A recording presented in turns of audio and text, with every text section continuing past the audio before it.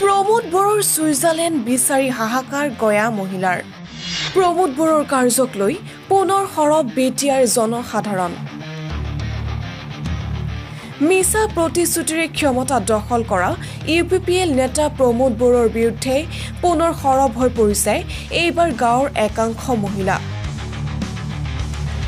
ৰাইজক প্ৰতিশ্ৰুতি দিছিল তেওঁ বিটি চিফ হ'ব পাৰিলে বিটিচিখন মিনি ছুইজাৰলেণ্ড বনাব এটা ভোটৰ বিনিময়ত এটাকৈ চাকৰি দিব মহিলা আত্মসহায়ক গোটসমূহক গাই প্ৰতি ৭৫,০০০কৈ টকা দিব গাঁৱৰ জৰাজীৰ্ণ পথসমূহ পুনৰ নিৰ্মাণ কৰি দিব কিন্তু বাস্তৱ ক্ষেত্ৰত প্ৰমোদ বড়োৰ এই প্ৰতিশ্ৰুতি আছিল ভুৱা কিয়নো ৰাইজে ক্ষমতা দিয়াৰ পিছতো কেৱল মাত্ৰ কমিছনৰ অংক আৰু মিটিঙত ৰহন লগাই ভাষণ দিয়াতেই ব্যস্ত থাকিল প্ৰমোদ বড়ো যাৰ বাবে বিটিচি পৰিষদীয় নিৰ্বাচনৰ প্ৰাক মুহূৰ্তত প্ৰমোদ বড়োৰ বিৰুদ্ধে সৰব হৈ পৰিছে একাংশ গাঁৱৰ মহিলা তেওঁলোকৰ প্ৰশ্ন ক'ত গ'ল প্ৰমোদ বড়োৰ সপোনৰ ছুইজাৰলেণ্ড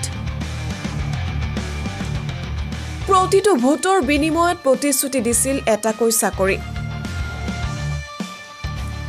প্ৰতিশ্ৰুতি দিছিল তেওঁলোকে চৰকাৰ গঠন কৰি পাৰিলে মহিলা আত্মসহায়ক গোটসমূহক ৭৫,০০০কৈ টকা দিব আৰু প্ৰতিশ্ৰুতি দিছিল তেওঁলোকে চৰকাৰ গঠন কৰিব পাৰিলে গাঁৱৰ জৰাজীৰ্ণ পথসমূহ পুনৰ নিৰ্মাণ কৰি দিব শনিবাৰে প্ৰমোদ বড়োৰ বিৰুদ্ধে এনেদৰে সৰব হৈ পৰিল মৌদৈপুৰী পৰিষদীয় সমষ্টিৰ অন্তৰ্গত নাহৰবাৰী গাঁৱৰ একাংশ মহিলা মানে আমাৰ প্ৰমোদ বড়ো ডাঙৰীয়াই আমাৰ বিটিয়াদিত মানে তেওঁ কৈছিলে যে মিনি ছুইজাৰলেণ্ড বনাই দিম বুলি এতিয়া মিনি ছুইজাৰলেণ্ডত আমাৰ ৰাস্তা ঘাটে পৰিৱৰ্তন নহয় আৰু তেওঁ কৈছিলে যে ভোট দিলে প্ৰত্যেকজন ব্যক্তিৰ বা ঘৰে ঘৰে একোটাকৈ চাকৰি দিম বুলি কৈছিলে কিন্তু চাকৰিৰ নামত আমি বৰ্তমান চাকৰি পোৱা নাই আৰু আমি একো মানে সুবিধাও পোৱা নাই আৰু আমাৰ আত্মসহায়ক মহিলাসকলক মানে তেওঁ কৈছিলে যে তেওঁ চৰকাৰ হ'লে ৭৫,০০০ টকাকৈ দিম বুলি কৈছিল কিন্তু আমি আজিলৈ ১ টকাও পোৱা নাই এতিয়া আমাৰ পৰিৱৰ্তন লাগে তেওঁ যেনেকৈ কৈছিলে আৰু আমাৰ ৰাস্তা ঘাট আজিলৈকে এনেকুৱা ৰাস্তাটো আৰু ক'তো নাইয়ে আমাৰ এইটো নাহৰবাৰী গাঁৱৰ ৰাস্তাটোতে এনেকুৱা হৈ আছে ৰাস্তাৰে ল'ৰা ছোৱালীবিলাক স্কুলত যাবৰ কাৰণে অসুবিধা হয় মানে বহুত বোকা পিছল হয় সেইটোৱে আৰু আমাৰ ৰাস্তাটো লাগে ৰাস্তা কৰি দিব লাগে আৰু ক'ব বিচাৰিছোঁ যে আমাৰ আগতে এই ৫ বছৰ আগত যেনেকুৱা ধৰ চুক্তি দি কৈছিল কথাখিনি যে ৰাস্তা ঘাট নিৰ্মাণৰ পৰা আদি কৰি বা ঘৰে প্ৰতি একোজনকৈ চাকৰিয়াল হ'ব বা ৭৫,০০০ টকাকৈ মহিলাসকলক সাহায্য দিয়া হ'ব আজিলৈকে কিন্তু তেনেকুৱা সাহায্য আমি পোৱা নাই আৰু বিশেষকৈ প্ৰায়বোৰ ৰাস্তা ঘাটেই নিৰ্মাণ হৈ গৈছে কিন্তু আমাৰ এই নাহৰবাৰী ৰাস্তাটো বৰ পিছ পৰি আছে বাৰিষা হ'লেই মানে এই ৰাস্তাটোৰে অহা যোৱা কৰাত বহুত অসুবিধা হয় যাতায়াতত বিশেষকৈ ল'ৰা ছোৱালীবিলাক স্কুললৈ যাওঁতে অসুবিধা হয় ডেকা বুঢ়া মানুহখিনিতো ওলাবই নোৱাৰে বাৰিষা সময়ত মই অনুৰোধ জনাওঁ যে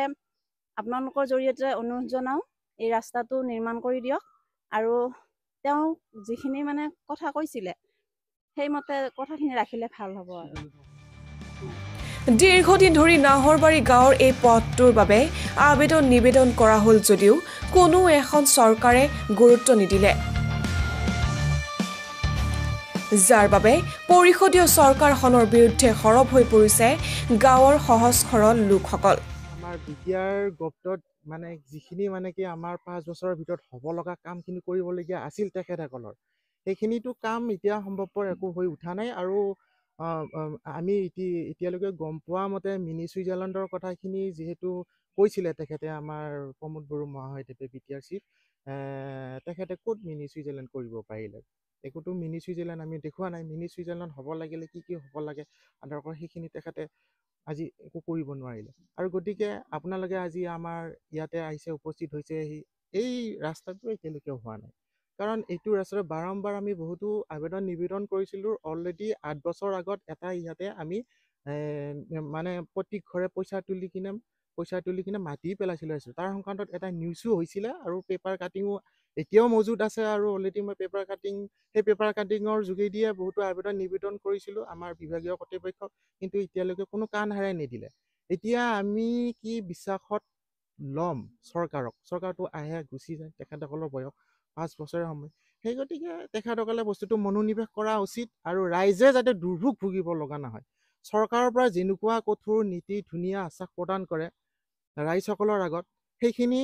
আশ্বাস প্ৰতিশ্ৰুতি ভালদৰে মানে ৰাইজক ভালদৰে পালন কৰিব লাগে, তেখেতসকলে দিব পাৰিব লাগে, তেতিয়াহে ৰাইজে আশ্বস্ত হ'ব যে ৰাইজে বিশ্বাস কৰিব চৰকাৰখনক। কিন্তু এতিয়া চৰকাৰৰ পৰা বিশ্বাস আমাৰ ৰাইজৰ এতিয়ালৈকে সম্পূৰ্ণ হেৰাই গৈছে আৰু গতিকে নিৰ্বাচন সমাগত, দেখা যাওক আগন্তুক দিনত কি হ'ব, কি ৰাইজে কি বিবেচিত কৰিব, সেইটোৱে আমাৰ লক্ষণীয় বিষয় হ'ব। News desk report, Kalaigaon live.